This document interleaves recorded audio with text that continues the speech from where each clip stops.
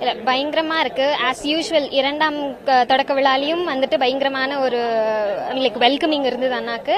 And இப்ப வந்துட்டு பிஎல்ஏஸ்க்கான ஒரு மீட்டிங், வாக்குச்சாவடி முகவர்களுக்கான மீட்டிங் நடக்குது.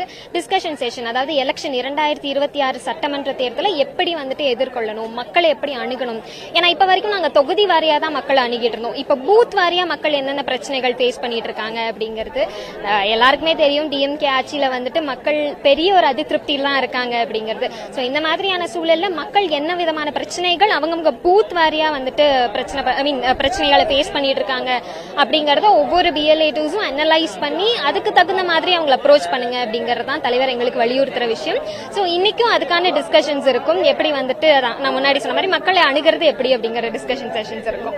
கட்சி தொடங்கி இந்த இடைப்பட்ட காலத்துல பல விமர்சனங்கள், அதாவது பொது வெளிக்கு விஜய் இது வரைக்கும் வரல, அவர் அரசியல் செய்யறது எடுபடாது அப்படிங்கிற விமர்சனங்கள், பூத் கமிட்டி மெம்பர்ஸ் இல்ல அப்படிங்கிற ஒரு விமர்சனம். பூத் கமிட்டி மெம்பர்ஸ் நீங்க இப்ப பாத்தீங்கன்னா மாநாட்டிலையும் பாத்திருப்பீங்க, எந்த அளவுக்கு வந்துட்டு எதிர்பார்த்தாங்களோ எதிர்பார்த்த அளவுக்கு மக்கள் வந்திருந்தாங்க, தொண்டர்கள் வந்திருந்தாங்க. அப்படிங்கும்போது பிஎல்ஏ2க்கு எப்படி ஆள் பற்றாக்குறை அப்படின்னு சொல்லுவாங்கன்னு தெரியல. ஏன்னா நிறைய பேரு தளபதிக்காகவும் தளபதி வழியில மக்களுக்கு நல்லது பண்ணணும் அப்படிங்கறதுக்காகவும் காத்துட்டு இருக்காங்க. நிறைய பேர் கட்சி பணி செய்யறதுக்கும் இருக்காங்க. அதுவும் இல்லாம பிஎல்ஏ2ஸ் நிறைய இருக்காங்க. அவ்வளவுதான். 2026 2026 ஒரு பயங்கரமான பேட்டிலா தான் இருக்கும். ஏன்னா வந்துட்டு